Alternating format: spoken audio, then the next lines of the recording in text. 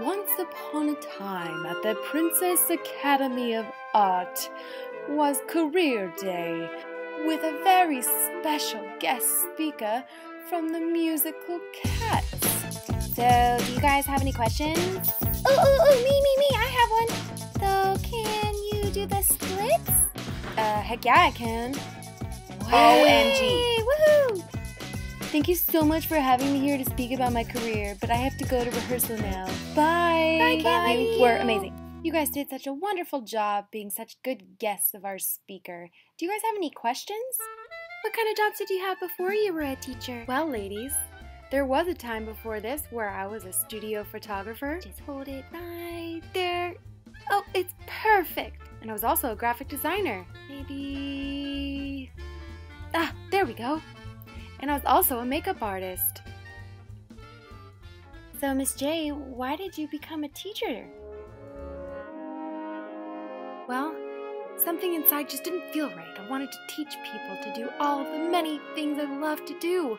I wanted to teach people to embrace creativity and show them just how important art is to all aspects of life. Wow, Miss J. Whoa! Would you tell us the story of how you became a teacher?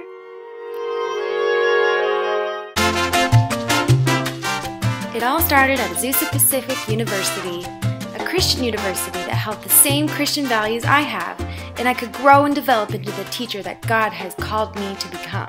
You know all the cool and exciting technology-rich activities we do right here at the Princess Academy? Well, I learned how to teach using all sorts of technology in the Digital Teaching and Learning Master's program. Wow, that sounds so fun!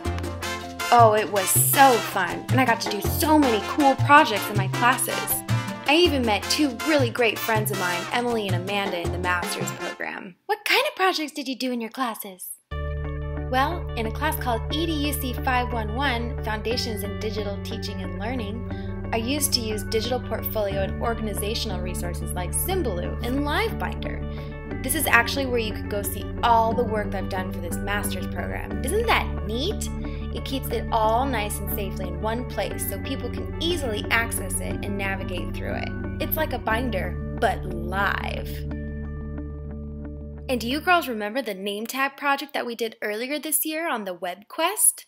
Well, I actually created that web quest for this class, EDUC 512, where we learned all sorts of ways to use instructional applications and productivity software, just like this web quest. Oh yeah, we love that project!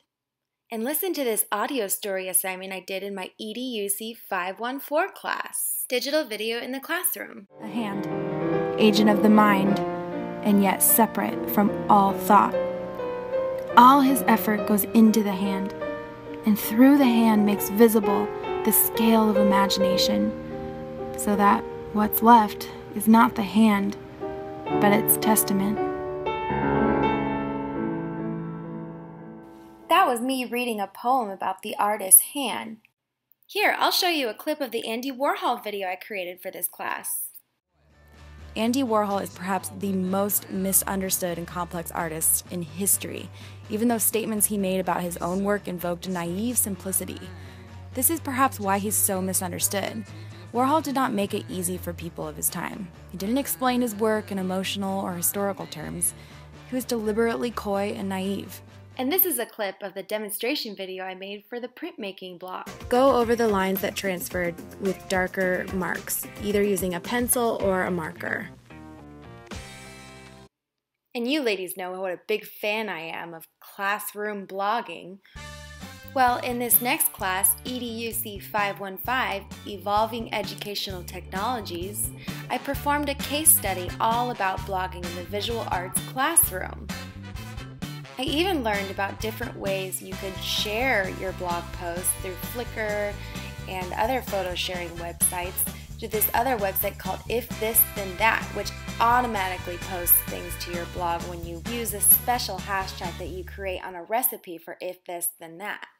I also learned how beneficial reflective writing through individual student blogs can be, especially for students in retaining new information in their long-term memory. Commenting on other student blogs also acts as a great way for those who are more shy to speak up online and share their critiques with their peers.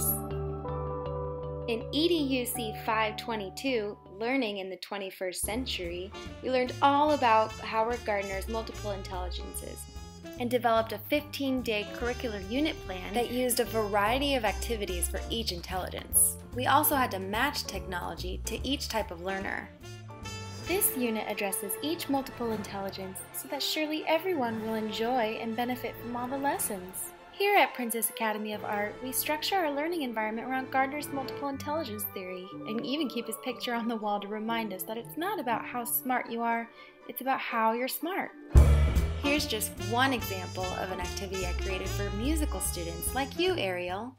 Balance, rhythm, repetition, unity, contrast, emphasis, and variety, pattern, proportion, movement, the principles of art. Students will get to use this Beat Creator app to make up their own Principle of Art song to help them memorize. And finally, EDUC 526, which is our capstone experience of the Digital Teaching and Learning program. You guys are going to love this one, because this is where I did my action research project. You guys may not know this, but Miss J has chickens. No way! Ew. Yep, sure do, and I decided to do mine on creating a chicken-friendly urban garden. You know, raising chickens isn't as easy as it looks, because they require a well-balanced diet and a yard for them to freely explore. So for the first thing I did for my action research was create an herb garden. Look at all these herbs. Basil smells so yummy. And then I used all these herbs to make them yummy chicken salads. No, there's no chicken in the salads, but it's just leftovers and all these yummy greens. Before I decided what to plant in my new garden, I had to research all of the different plants and herbs and things that were going to be good or bad for the chickens. For example, echinacea has a lot of health benefits for chickens, plus they're just so pretty for your garden. And these are the sunflowers that I planted, which are good for chickens and they're my favorite flower. I planted oregano, parsley, mint, cilantro, dill, chives, and basil for my herb garden, and echinacea, lavender, sunflowers, zinnias, and Shasta daisies. And not all of them did so well.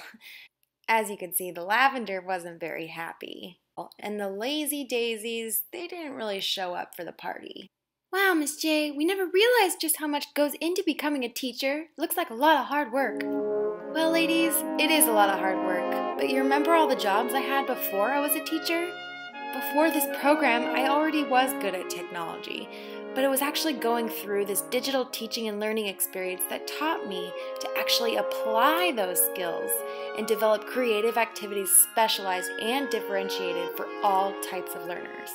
Obtaining this master's degree has really developed me into a more efficient teacher and equipped to educate students for career and college readiness in the 21st century.